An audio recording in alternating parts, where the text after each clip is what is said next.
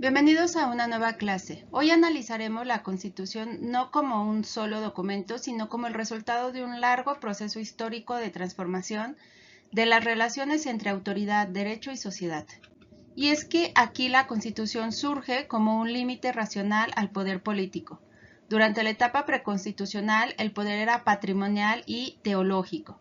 El soberano recibía su autoridad de Dios y no estaba subordinado a norma alguna. En la monarquía absoluta, el derecho era solo un instrumento del monarca y no un límite para él.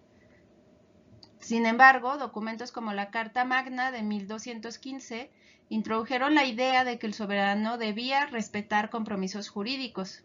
Las leyes fundamentales representan reglas que contienen los fundamentos de la comunidad política que el monarca no podía desconocer. En la etapa preconstitucional y ante la ausencia de la supremacía jurídica, es decir, antes del constitucionalismo liberal, no existía una auténtica supremacía normativa. El poder era indivisible y vinculado a la figura del soberano, quien daba leyes a todos sin recibirlas de nadie. No obstante, en el siglo XIII surgieron mecanismos de limitación, como la Bula de Oro de 1222, que impuso compromisos normativos al soberano.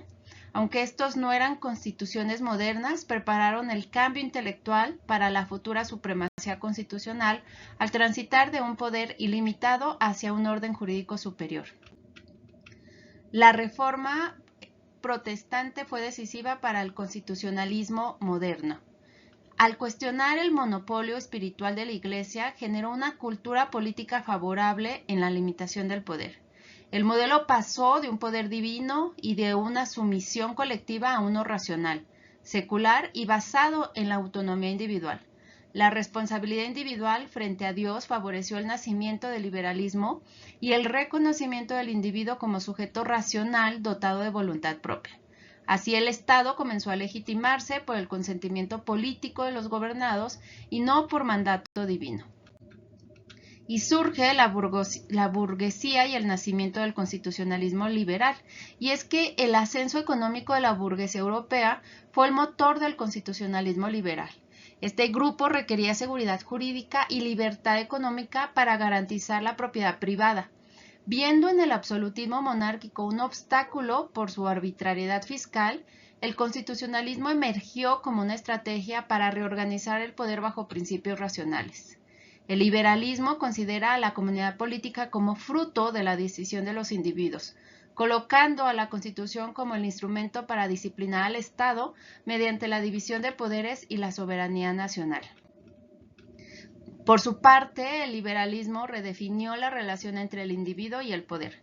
Afirmó que la sociedad es resultado de la voluntad racional de los individuos libres e iguales, desplazando el centro del poder político desde el soberano hacia el individuo. Bajo estos principios liberales, el Estado se entiende como una construcción creada para garantizar derechos preexistentes. La Constitución se consolida entonces como un pacto destinado a proteger la libertad individual, introduciendo la supremacía normativa, la legalidad y la representación política como límites jurídicos verificables al ejercicio del poder. En cuanto al justnaturalismo racionalista, este propuso que existen principios universales de justicia accesibles mediante la razón. Esto permitió que los derechos fundamentales dejaran de ser concesiones del soberano para ser prerrogativas inherentes a la dignidad humana. Además, impulsó la codificación escrita. Si el derecho es un sistema de proposiciones alcanzables por la razón, puede sistematizarse en textos normativos claros.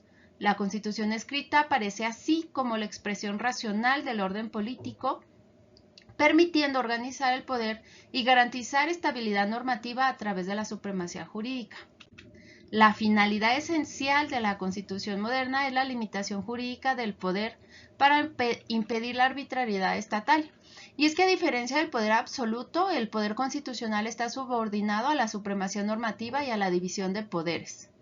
Esto ha permitido disciplinar los actos del poder y al resto del derecho. Así, el gobierno deja de actuar por su mera voluntad y queda sujeto a normas superiores, articulando un espacio de libertad individual protegido frente a intervenciones arbitrarias.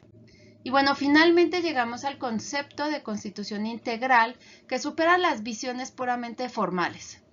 Es aquel modo de ordenación que respeta la condición soberana y libre de los individuos. Esta visión articula estructuras institucionales con valores y principios que orientan todo el orden jurídico. La supremacía constitucional depende ahora de su capacidad efectiva para vincular a todos los poderes públicos y ser derecho plenamente aplicable.